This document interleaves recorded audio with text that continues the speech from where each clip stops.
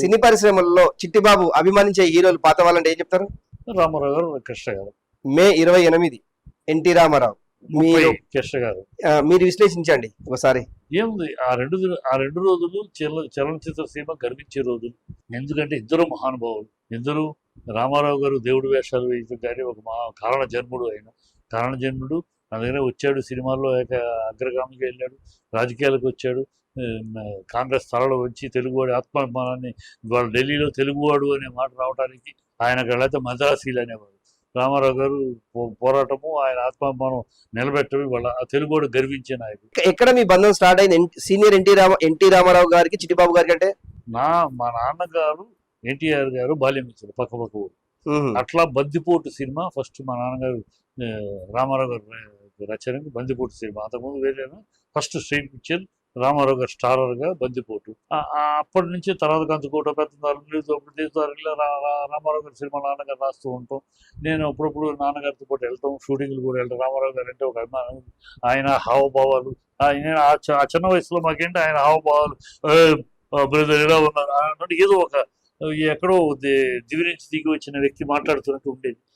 ఒక అలా అడవులు చేసేవాళ్ళు. ఆయన మాట్లాడుతూ ఉంటే ఓహో దేవుడు దిగి వచ్చి దేవుడు మాట్లాడుతున్నా ఉండేది ఆ చిన్న వయసులో.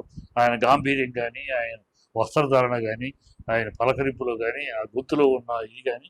అభిమానించిన సందర్భం ఏమైనా ఉందా? ఎన్టీ రామారావు గారు చిట్టిబాబుని ఎలాంటి సందర్భాల్లో ఎప్పుడు అభిమానించారు? ఆయన ఎప్పుడు అలా ప్రత్యేకంగా అభిమానించడం అంటే కాదు, కానీ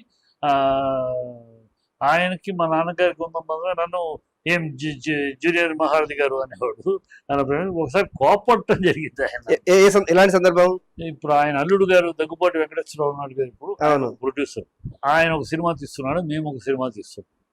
ఆయన సినిమా తీస్తున్నాడు, దాంట్లో కృష్ణ రామారావు నాగేశ్వరరావు వీళ్ళు, ఈయన ప్రొడ్యూసరు, రాఘవేంద్రరావు గారు డైరెక్టర్.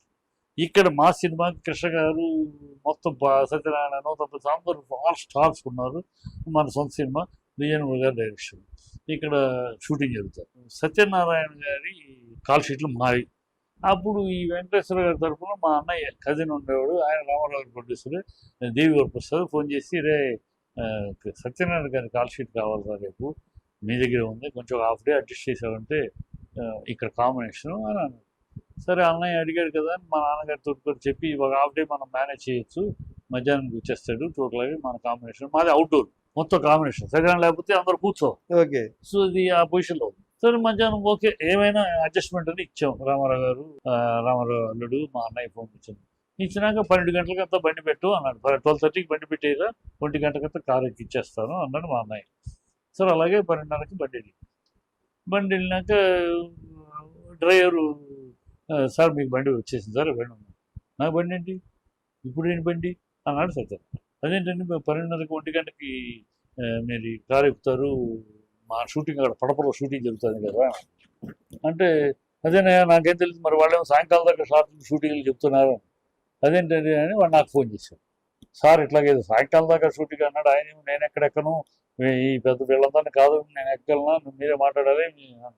ఇప్పుడు నేను సర్వని కారు వేసుకుని వెళ్ళాను, నేరుగా వెళ్ళాను, స్టూడియోకి వెళ్ళాను. వాహిని 10th ఫ్లోర్లో షూటింగ్ వెళ్ళాను. నేను వెళ్ళి లోపలికి వెళ్ళిపోయాను. నేరుగా వెళ్తే రాఘవేంద్ర గారు ఉన్నారు. రాఘవేంద్ర గారు, సార్ ఇలాగ సత్యనారాయణ కాల్ షీట్ డేట్ నాదండి, అన్నయ్య అడిగాడు, ఒక హాఫ్ డే అడ్జస్ట్మెంట్ ఇస్తే ఉంటుంది, నాకు మొత్తం కాంబినేషన్ అక్కడ ఇంతమంది ఆర్టిస్టులు ఉన్నారు అని ఆల్రామరెడ్డి గారు, నూతన్ ప్రసాద్, అప్పుడు మంచి బిజీ నూతన్ ప్రసాద్, ఇలా అందరూ ఉన్నారు, సత్యనారాయణ, గిరిబాబు, అందరూ ఇంత కాంబినేషన్, కృష్ణ గారు ఇంత కాంబినేషన్ ఉంటే, సుధాకర్ అప్పుడు హీరో దాంట్లో సెకండ్ హీరో, కామెడియన్ కాదు, ఇంతమంది ఉన్నారు మాకు అంటే, అయ్యో నాకు తెలీదు, ఇప్పటివరకు ఈ పాటికి తీసేసి పంపించేసేవాడు, నేను ఖాళీగా కూర్చోబెట్టారు అప్పటిదాకా. అంటే వీళ్ళు ఏం చెప్పారని, నాకు మనతే డేట్ అన్నారు, అందుకని నేను తీద్దాంలే, అవి తీసి తీద్దామన్నా, అయ్యో నాకు తెలీదు, సారీ అమ్మా, నేను 1 అవర్లో పంపించేస్తాను, నువ్వు ఇమ్మీడియట్గా గంట అంతే నేను రెడీ చేసుకోమని నేను పంపించేస్తాను నీకు అని చెప్పేసి అన్నాడు. వెంకటేశ్వరరావు వెనకాల నుంచి విన్నాడు ఆ మాట. సరే నేను వచ్చి ఓకేనండి, నేను బయటే ఉంటాను, నాకు బయటకు వస్తాను, నాతో పాటు వస్తున్నాడు.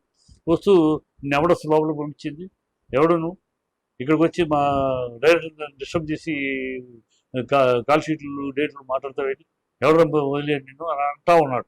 సో వాళ్ళ ఫ్లోర్, అందుకని నేను అన్నీ వింటూ అలా మాట్లాడుతూ ఆ ఫ్లోర్ దాటిదాకా ఆగాను. ఫ్లోర్ దాటినాక నువ్వెవడు ఆ మాట్లాడటానికి, ఇదే ఈ స్టూడియో నీదా?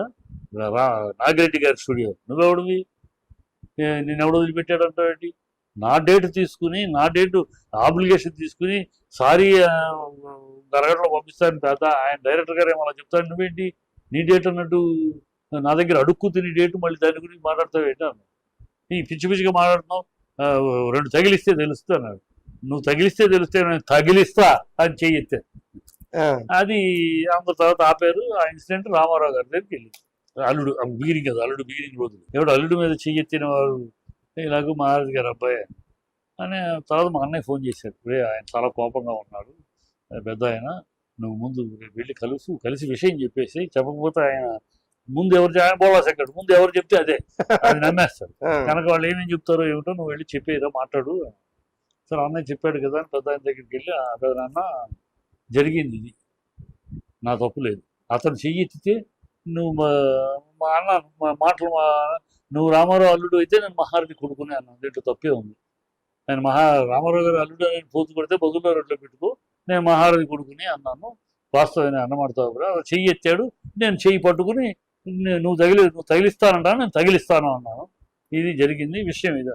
ఓ it's all right, okay, date మీది, మీరు ఆబ్లిగేషన్ ఇచ్చారు, వాళ్ళు తప్పు చేశారు, ఇట్స్ ఆల్ రైట్ అన్నారు అంతే. దాంతో మళ్ళీ ఆ ఇష్యూ ఆయన మందలు ఇచ్చాడో ఏం చేశాడో మళ్ళీ ఆ ఇష్యూ రావాలి. అలా ఒకసారి ఆయనతోటి ఇంటరాక్షన్.